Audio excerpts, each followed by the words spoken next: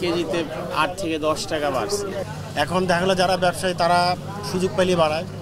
চালের দাম বর্তমানে কেজি প্রতি 5 থেকে 6 টাকা বৃদ্ধি।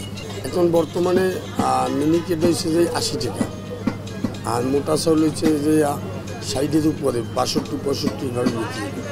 চালের বাজার অস্থির। আপনার 1 কেজিতে 8 থেকে 10 টাকা বাড়ছে, এক বস্তাতে 400 থেকে 500 টাকা বাড়ছে। মিনিকেট বলেন, 28 বলেন, আর নাজির সেরে বলেন, সব চাল একই কোয়ালিটি। এক সপ্তাহে বাড়ছে নাকি আবার? এক সপ্তাহে 10 দিন ধরে বাড়ছে।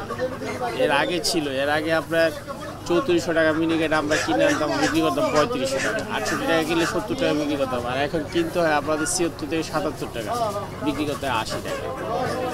প্রতিদিনই তো দাম বাড়তেছে, প্রতিদিন মানে কি, আমি মনে হয় গত সপ্তাহে, আমি তো সপ্তাহে একবার বাজার করি, গত সপ্তাহে আসছি, এর সপ্তাহে এসে দেখি ওই দাম বাড়ছে।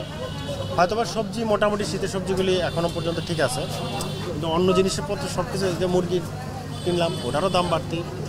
এখন কিছু করার নাই। আজকে পত্রিকায় সকালে আসার সময় দেখলাম 100 কয়টা পণ্যের উপর ট্যাক্স বাড়াইছে। এখন ওনারাই বা কী করবে? ট্যাক্স বাড়াইলে কি দাম বাড়বে এবার? এখন এখন আইটার ব্যাপারে আমাদের কমেন্টস করা তো খুব কঠিন কাজ না।